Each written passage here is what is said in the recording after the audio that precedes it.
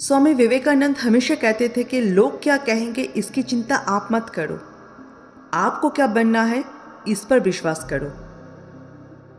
स्वामी जी की कही गई ऐसे ही क्रांतिकारी और जुनून से भरी विचार आज भी हर एक इंसान को इंस्पायर करता है।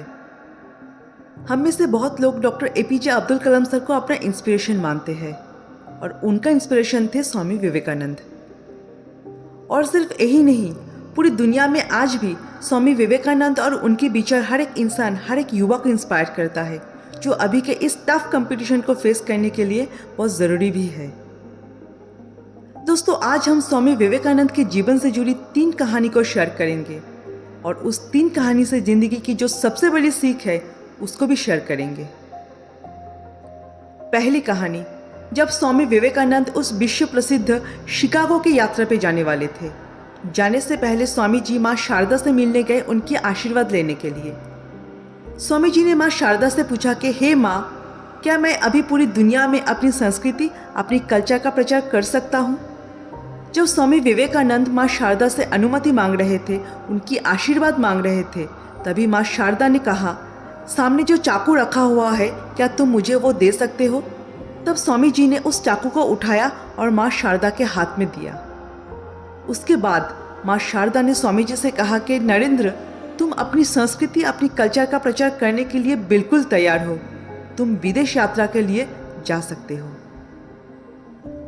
तब स्वामी विवेकानंद चौकित होकर माँ शारदा से पूछा कि हे माँ, आपने तो मेरा कोई परीक्षा लिया ही नहीं, मुझसे तो कुछ पूछा भी नहीं और आप मुझे इस यात्रा के लिए अनुमति दे दिया, कैसे?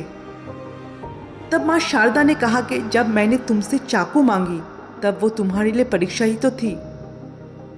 अगर किसी और इंसान से ये चाकू मांगा जाता तो शायद वो चाकू का धार वाला हिस्सा को मेरे तरफ करके चाकू पकड़ाता, लेकिन जब तुमसे ये चाकू मांगा गया तो तुम चाकू का धार वाला हिस्सा जिससे चोट लग सकती थी वो तुम्हारे साइड किया और चाकू का लकड़ी वाला हिस्सा मेरे तरफ करके चाकू पकड़ाया।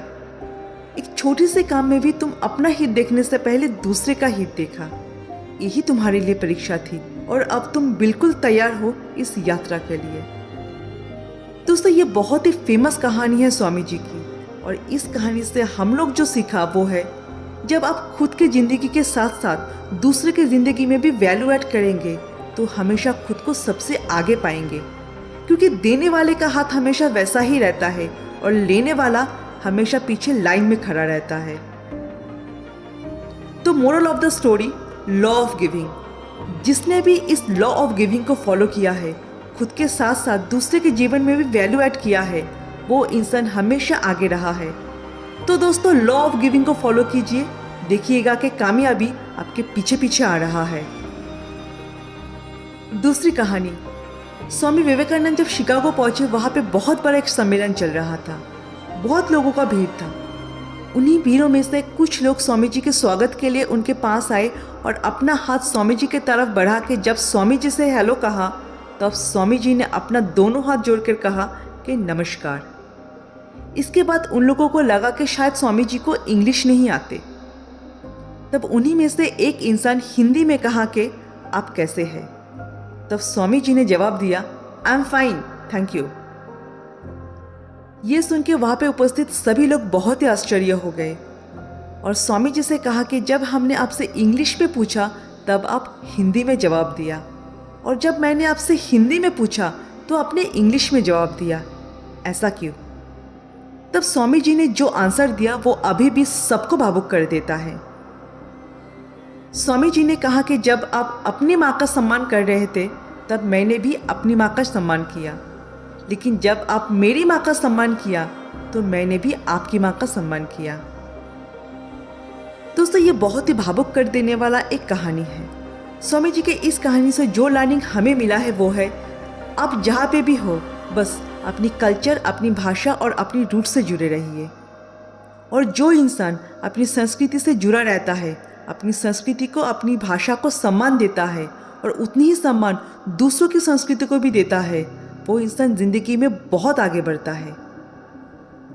तीसरी कहानी, स्वामी विवेकानंद जब अमेरिका में भ्रमण कर रहे थे, एक जगह से गुजरते हुए उन्होंने पुल पर खड़े कुछ लड़कों को नदी में तैर रहे अंडों के छिलकों पर बंदूक से निशाना लगाते देखा। और किसी भी लड़के का एक भी निशाना सही नहीं लग रहा था। तब स्वामी जी ने एक लड़के से बंदूक ली और खुद निशाना लगाने लगे। जब पहला निशाना लगाया वो बिल्कुल सही लगा। फिर एक के बाद एक ऐसा करके उन्होंने कुल 12 निशाने लगाए और सभी निशाने बिल्कुल सटीक लगे। ये देखकर सभी लड़के दंग रह गए और स्वामी जी से पूछा कि आपका हर एक निशाना कैसे सही हो रहा था। तब स्वामी जी ने कहा कि तुम जो भी कर रहे हो अपना पूरा दिमाग उसी एक काम में लगाओ। अगर तुम अभी निशाना लगा रहे हो तो तुम्हारा पूरा ध्यान सिर्फ अपने लक्ष्य पर होना चाहिए, तभी तुम सफल हो पाओगे। दोस्तों, स्वामी जी के इस कहानी से हमें जो सीख मिला है वो है, आप जो भी काम कर रहे हो, जिंदगी में आपका जो भी गोल है उसको अचीव करने के लिए अपना पूरा ध्यान, ज्ञान, सब कुछ उस एक ही काम में समर्पित कर दो, तभी आप सफल हो पाओगे। दोस्तों, आज हम लोग स्वामी विवेकानंद के जीवन से जुड़ी 3 अनोखी कहानी को डिस्कस किया है और इस 3 कहानी में जिंदगी की जो लर्निंग है उसको भी शेयर किया है। और ये लर्निंग्स आज के यूथ, आज के जनरेशन के लिए बहुत ही इंस्पायरिंग है। तो दोस्तों, ऐसे ही वीडियो के लिए जुड़े रहिए मेरे चैनल के साथ। मिलते हैं नेक्स्ट वीडियो में। जय हिंद, जय भारत।